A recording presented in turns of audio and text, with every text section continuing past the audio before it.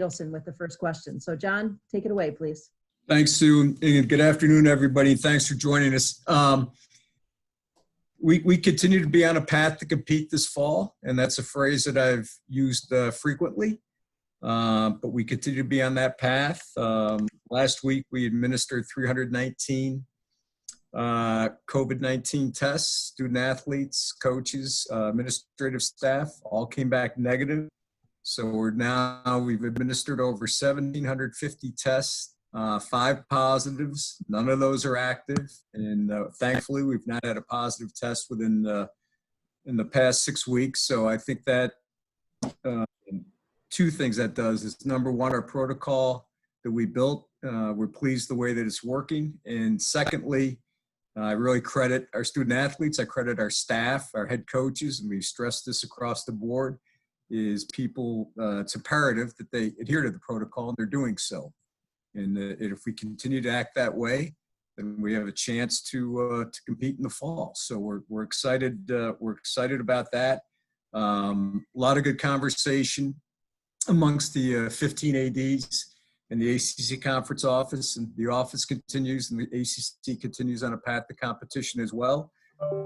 And just on a personal note, I'm thrilled to that my time at Syracuse here will continue. And I'm extraordinarily thankful to the chancellor and to the board, especially our board chair, Kathy Walters, for their support. So with that, happy to answer your questions. Thank you, John. Andrea will go up first, and then Stephen Bailey will be next. Hey, John, congrats on the extension. When you see what's happening at some other ACC programs, including Notre Dame, in terms of some pauses that programs have had to take and clusters that have happened, how much pause does that give you and the other ADs as you guys do continue to make this push toward starting the season in September? Well, Andrew, I think we all understand that if we're going to play this fall, is there's going to be ebbs and flows to it, right? And there's going to be, it's not going to be just smooth sailing for the next 3.5 months. And I think what's really important is when you have an outbreak, is, all right, what's the cause of the outbreak? How do you contain the outbreak? To have the proper protocol and testing procedures in place so that you can monitor your student athletes, you can monitor your staff, you can test people quickly, get your results back quickly, and you isolate those who are positive, you quarantine those that you identified through contact tracing, and you need to adhere to the protocols you have in place.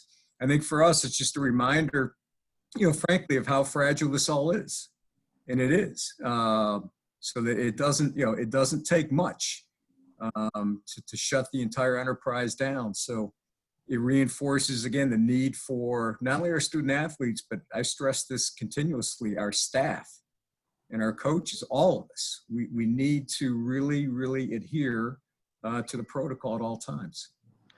As a quick follow-up to that, with the protocols, is the ACC working on more testing, more weekly testing than what is happening right now? And also for the contact tracing, is that going to remain 14 days even during the season for a player to have to be quarantined? Right now, the 14 days would remain in place. And part of that is CDC guidelines, right? So you've got to follow that, as well as your state and local health official guidelines. In terms of increased testing, there's been a really good conversation on that amongst the ADs, amongst the ACC Medical Advisory Group. And I would defer to the conference for an official response to that. But I do think that we're on a path to increase the frequency. Thank you. Thanks, Andrea. And just so everybody knows, to reiterate, I have the list of everybody who's RSVP'd, so I'm going to go down the list and I'll let you know when you're on deck. So we'll go to Stephen now, with Mark Larson next. Stephen? John, thanks for doing this. Just to kind of piggyback on what Andrew was asking about, that increased testing frequency within the conference is obviously something Syracuse football players have asked for. How important do you think it is to actually achieve that and to have it set in stone? And broadly speaking, in your conversation with Syracuse football players, what else are you hearing that they want to see at the conference level? Yeah, I think, Steve, and I met with the Leadership Council, Coach Babers, a couple of times. And, number one, again, they feel good about what we have in place here. And they just want to have assurance that the other 14 schools are going to do the same. And that will be the case. I mean, the ADs are absolutely fully committed to do this and to have a conference-wide policy that everyone will adhere to.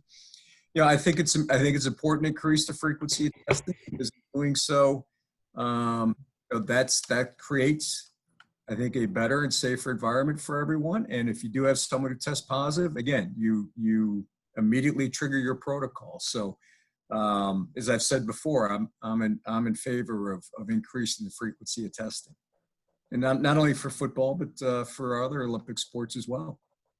Football gets the headlines, but it's not only football that I'm talking about.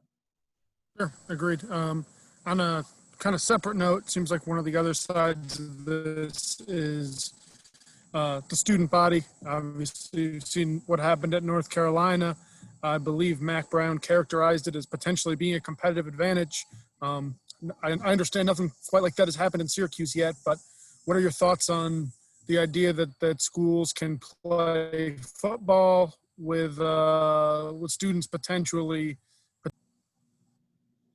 I think that's up to the institution, right? It's an individual decision for each institution. Again, our whole goal as a university has been to reopen successfully, have our students on campus. Yesterday was the first day of classes. And again, it's incumbent upon the overall student body and all of the staff and faculty to adhere to the protocols. And our goal is to provide a great experience for our students and to have them here on campus. That's part of what they want. Our students want to be here. Our student athletes want to be here. But with that comes responsibility on their part and all our part. Thanks, John. I appreciate it. Thanks, Stephen. Thank you, Stephen. Mark Larson with Michael Smith in the hole. Go ahead, Mark. Hey, John, I just wanted to, talk about some of the things you're saying. So the ACC is going to more testing. The ACC has already cleared a lot of hurdles. Your school has cleared a lot of hurdles. We're 2.5 weeks away from kickoff. Are we out of the woods? How sure are you that this season's going to happen? Yeah, Mark, and again, this is just my opinion. In the environment that we're all living in, nobody's ever out of the woods. Nobody is. You're not out of the woods until there's a vaccine for this virus, right? And obviously, hopefully that comes sooner than later. So we understand the environment that we're living in and we're operating.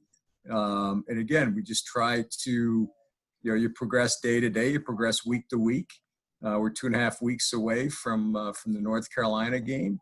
And again, as I said earlier, we have a path to play, but nothing. You take absolutely nothing for granted. There is no certainty here. A follow-up quick question. When you look at what the Big Ten and the Pac12 did, and then you look at what the ACC, SEC, and Big 12 are doing, you guys are pressing forward. Do you have any reaction? Did they act too fast? I mean, do you feel like that was premature? You guys are doing this right, or I guess what's your thoughts on that? I think, Mark, we feel good in terms of a conference, in terms of what the ACC's done. Our medical advisory group has really done outstanding work. I was on the phone with Dr. Cameron Wolf, who's the chair of that. He's an infectious disease expert from Duke. I was on the phone with Dr. Wolf last week for about a half an hour. And he's, he and that group is providing us the guidance. Again, and we all understand that, that there is no certainty. There are absolutely no guarantees.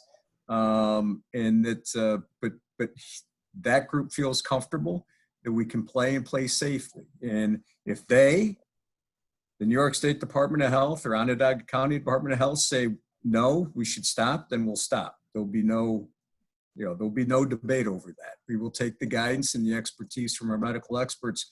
In terms of the Pac-12 and the Big Ten, it's not for me to to be judgmental in terms of the decision that they made. It is interesting to watch the reaction from Big Ten student athletes and some of their parents, particularly Justin Fields. And sometimes you don't appreciate something until you can't do it. You can't do it, right? And, Justin Fields, I mean, I have a lot of respect for him. He doesn't need to play another down of college football in his career. He is a top 5 NFL draft pick today, right? He's going to be a multimillionaire at the night of the NFL draft. And yet he's got the love and the passion of the game to play. And I just think it's interesting to watch. And I watched him when he's on Get Up last week with ESPN. And again, I think sometimes you don't understand how much something means to you until it's taken away. Thanks, John. Be well. Thanks, Mark. Thank you, Mark. After Michael Smith, we'll go to Darius Joshua. Michael, please go ahead. Hey, John, how's it going? I'm well, Michael. How are you? Doing well. What in particular about the conversation with Dr. Wolf was influential to you, and have you found to be influential to other ADs throughout the conference? Well, again, I just think the fact that, they've weighed in, on COVID-19, on the protocols, on the testing.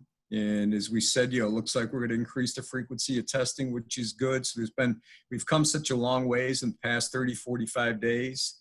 I think the issue of myocarditis, we've had expert cardiologists who's been on medical advisory group calls. We've had expert cardiologists talk to a few of our student athletes who expressed interest in learning more about that. So again, I think Dr. Wolf in that committee has done an outstanding group providing guidance to the conference.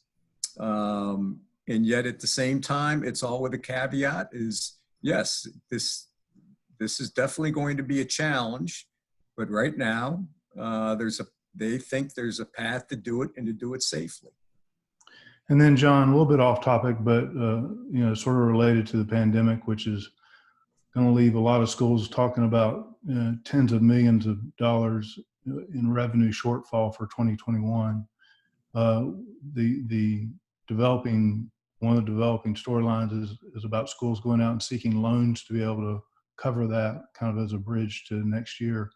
What do you think about that just in general terms? Going for a lot of schools going into further debt to try to get through the year. Well, Michael, I'm going to give you my personal opinion here. It's up to the school, the institution to decide what's best. I personally have never been a fan of debt. What we've done here is really from the time we shut down competitive season in March, we basically had a spending freeze in place. We still have it, so it's essential spending only. We've been able to realize significant savings. That path, we'll continue to do that, and we'll continue to aggressively look at other ways we can reduce our costs as well. But it's an issue for every single school in the country. There's no question about it. Thank you, John. Thanks, Michael. After Darius, we'll go to Brent Axe. So Darius, you're up. Thank you, John. Thanks for taking the time to talk with us. Our first question is just, is there any update from Governor Cuomo's office about the travel advisory in terms of a lot of those schools on SU's football schedule that are on the days where they got the quarantine and things like that? Yeah, there is no update yet, Darius. Obviously, there's a carve out that that they did for professional sports because the Yankees and the Mets are hosting games. We've shared with the appropriate people locally in terms of our travel protocols, which they've always been. We've always tried to condense our travel. We're going to condense it even more this year in terms of the size of our travel parties, essential people only. Regardless of the sport, once we get to the team hotel, no one is allowed to leave that team hotel until we leave to go to the competition, to go to the venue. For any reason, you're not going to go to a Starbucks, you're not going to go to a restaurant, and God forbid you go to a bar. If you do, you'll be walking home. So we're going to be really, really strict in terms of the protocols that we have in place for all of our sports to travel. And again, it's all to do this and do it safely. And kind of following up on that, with the potential increased testing, as you mentioned, for the ACC overall, did what happened in the NFL this weekend with the 77, what turns out to be false positives, did that raise any questions, any conversations among the conference? It just shows that there's going to be hiccups as you go through this. There's going to be obstacles that you confront, and you have to deal with those. And I think the good news is, they reran those, and they all came, the 77 positives, to my knowledge, all came back as negatives. So again, part of that is the protocol that you have in place. So that if you have something like that, you've got a plan to react immediately. Thank you, John. Thanks, Darius. After Brent, we'll go to Brandon Ross. Brent, you're up. Hi, John. In light of your contract extension, I want to ask you, what do you feel has been your most impactful decision on Syracuse athletics up to this point? Brett, good question. And my answer is frankly, I think that's for others to really decide or opine about. I think what I'm proudest about is the success that we've had academically with our student athletes, performing an all-time high. We've had competitive success, and there's ebbs and flows in that, but we compete in a conference. It's as good as any in the country. I think obviously with the stadium and with that coming online next month, that's something that's very, very exciting. As we look ahead, we've got to look at our overall kind of athletic facilities in totality and see what we do with that to ensure that we can have a successful future going forward, but also do so in a world that frankly is different than it was 6 months ago. That's my follow-up. We're kind of in this new world, and you mentioned the freeze that's in place right now for spending, but when you can kind of dream big again, what's the big goal for you to accomplish, I guess, before your next contract extension negotiation? Well, I think, again, I think we want to build on the foundation of the successes that we have now. Clearly one of the things is we've worked really hard with football to invest in football and get football to an ACC level. And Dino and I are, we're aligned. We want to be, consistently good, not occasionally great, right? To borrow his phrase.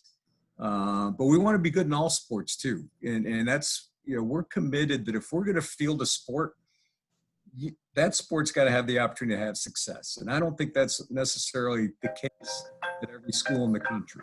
And I think we have an obligation to our student athletes and our coaches. All right, if we're going to compete, let's give you the resources to compete successfully. At the same time, I think we're going to have to be we're a pretty lean operation compared to most ACC staffs, which is fine. But we're going to have to be even more nimble, more creative, more resourceful, more innovative, more entrepreneurial than we've ever been. And I think that's incumbent upon not only our athletic department, but I think any enterprise and any business. Thank you. Thanks, Brent. Thanks, Brent. After Brandon, we'll go to Nico. Brandon, you're up, please.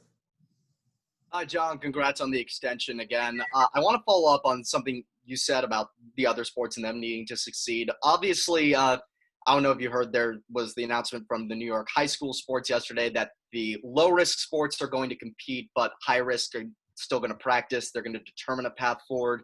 Seeing as there's a mix of low and high-risk sports, would that be a possibility? I'm sorry, there was an audio glitch there.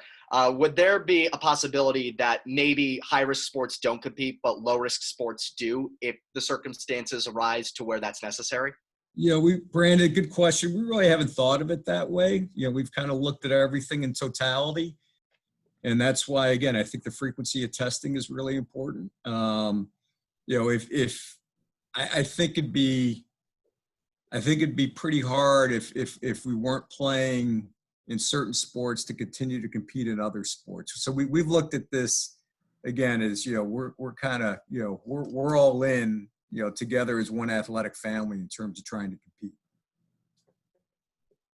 Thank you, John. Thanks, Brandon. Brandon.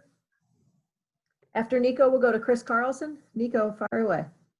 And thanks for the time, John. Appreciate it. We look forward to when we can do these in person again one day. Me I want too. to absolutely, man. I want to actually jump a little bit ahead to basketball. I know there's obviously time, and time is such a valuable thing in this pandemic. And I know the NCAA said they will offer further guidance next month, but I just want to know maybe what some of those preliminary conversations have been like for you as far as some of the options out there. Again, we don't know what the virus is going to look like in October, November, but just some of those ideas that maybe you guys are thinking about right now. Yeah, we have, Nico, we haven't spent a tremendous amount of time on basketball yet in terms at the conference level because we've been so focused on fall sports. But one of the things that we did for the fall is we had a football subcommittee. We had 3 coaches, 4 ADs, and Michael Strickland from the conference office, and I was one of the ADs on that. And that group really, we had, and we still meet weekly, we had really, really good conversation and dialogue. And I think that helped lead and build the framework to the schedule that we released, weeks back. And I think I think the conference will do something similar for men's basketball, women's basketball as well. Obviously, Dan Gavitt and Danny basketball, college basketball has got a really, really strong and respected leader. And I like Danny personally, and I respect him immensely professionally. But clearly, we will now need to focus part of our attention on basketball and our other winter sports as well. And I guess a follow-up to that is how much of seeing how football ends up working out. Obviously, the idea that you're having games helps a ton financially on the TV dotted line, but even we don't know what's going to happen with fans yet. I mean, how much I guess what I'm trying to get at here is how football goes, even if it's a completely obviously different level of contact, kind of factor into some of that basketball decision. I think inevitably it'll have some influence, right? If we can do football and do football safely, again, that creates the path to do basketball and do basketball safely. If the pandemic, if we get, the pandemic comes back again and we get a second round of this, that's going to impact everything. So there's so little that's known, right? And we all want certainty, and you really can't provide much certainty at this point in time. But I do think things that we've learned from the protocol that we put in place, we've applied now to our other sports, and will serve as good guidance in terms of, all right, let's leverage our best practices. Thanks, John. Appreciate it. Thank you, Nico. Thanks, Nico. After Chris Carlson, we'll go to Rich Donnelly. Chris, you're up. John, obviously frequency matters with testing. So does timing, and you'd like to get it as close to kind of the start of a competition as possible, especially as you're going to Florida and some states that aren't doing as well. How quickly do you think the capacity of or how close to kind of competition do you expect your peers to be able to get their testing? And do you expect like a conference mandate or on timing? Chris, I think that'll be decided at the conference level, because again, we want all 15 institutions, adhering to the same testing guidelines.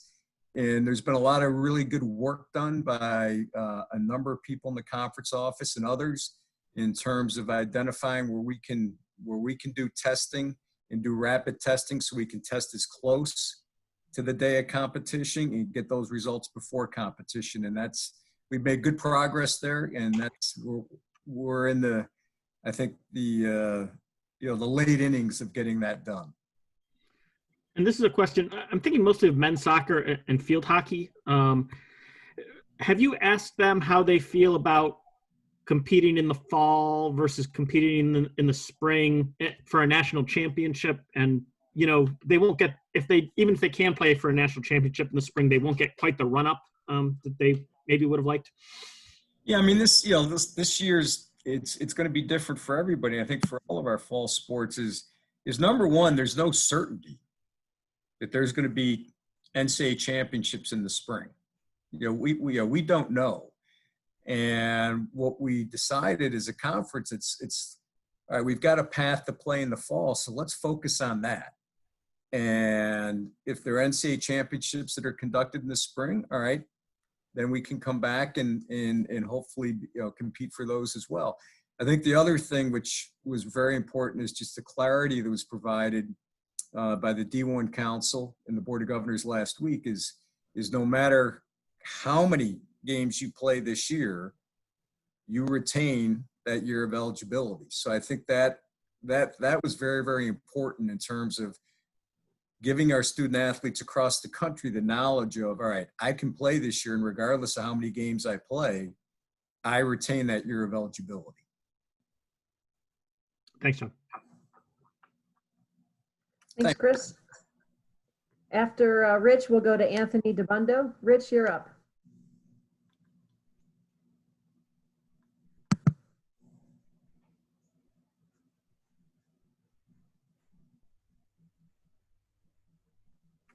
Rich, you ready?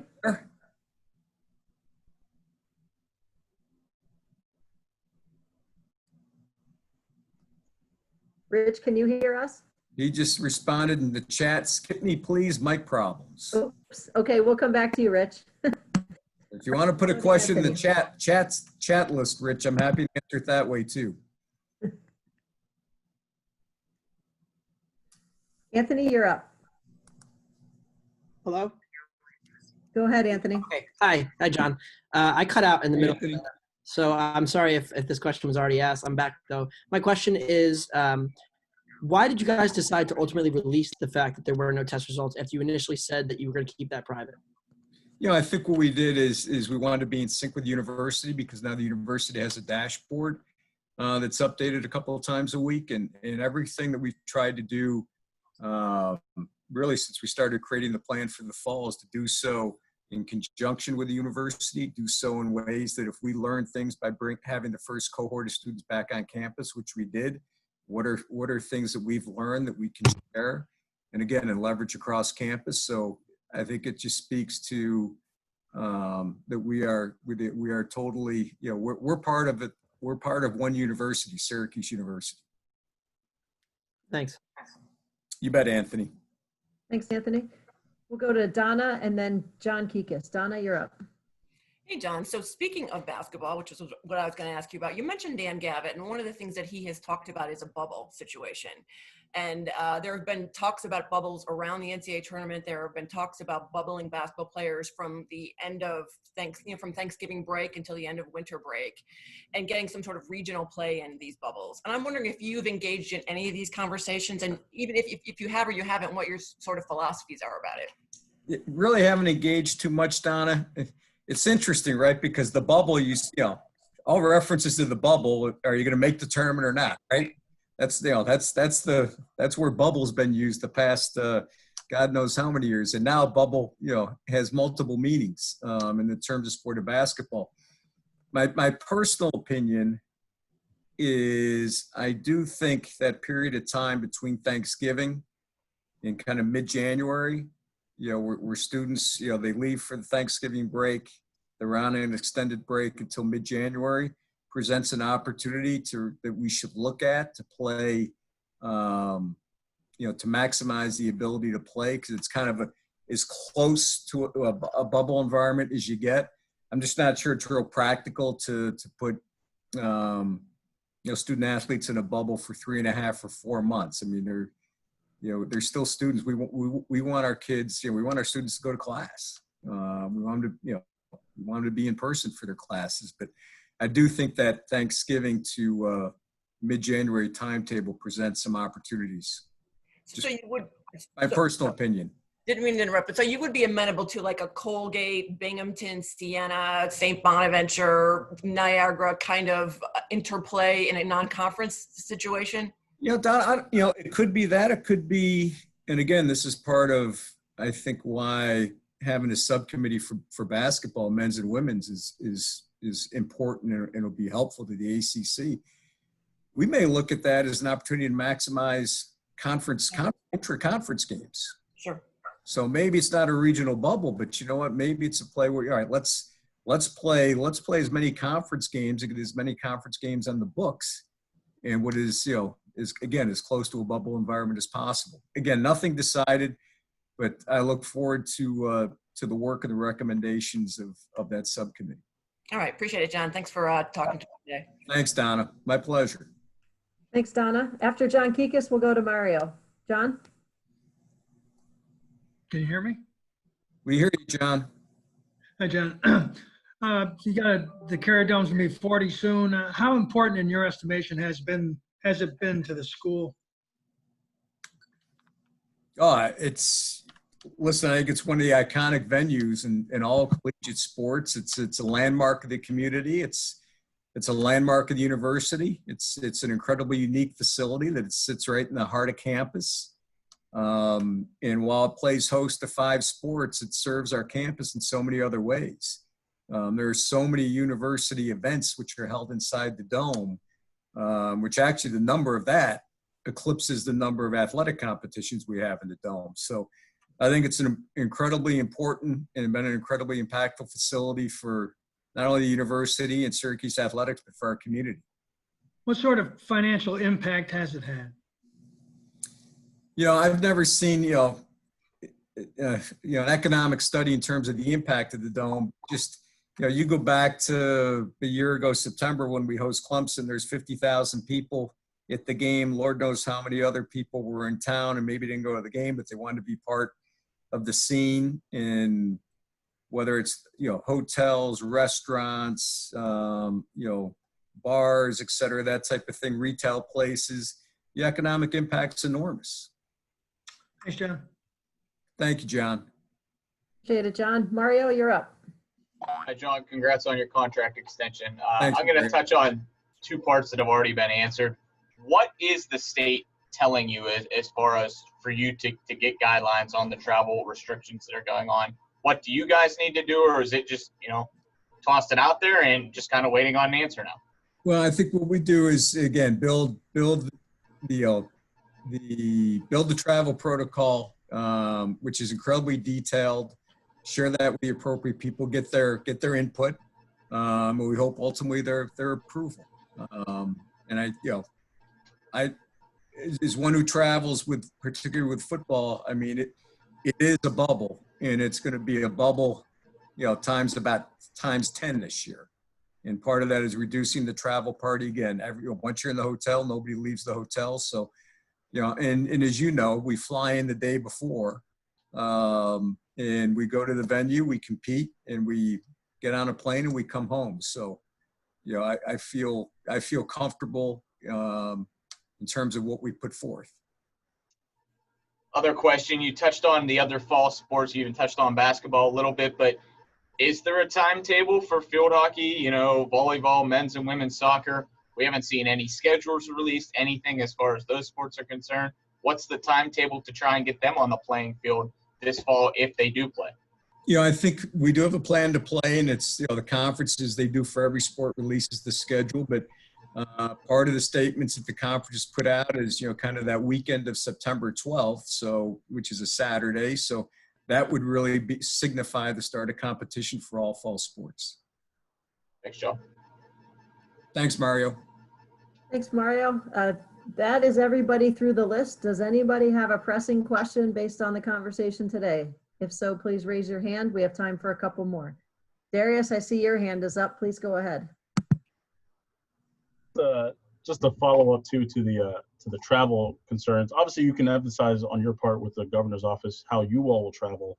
What can you, I don't know if assurances are the right word, but in terms of the opponents actually coming to the Dome and how they're traveling in terms of their protocols? Good question, Darius. Basically, really, we emulate each other. I mean, the travel protocols for each school are, really mirror each other. And the respective operations directors for football, they'll do it for men's basketball, for women's basketball, et cetera, that type of thing. They'll be in touch with one another. And, we'll share, if we get approval, we'll share our protocols with the other 14 schools. And, we'll tell them, we strongly advise them to, when they come visit New York, is to follow the same protocols. Thank you. All right. I don't see any more hands raised. So, John, thank you for your time. If you have any closing thoughts for the group, and thanks for joining us, everybody. John, go ahead.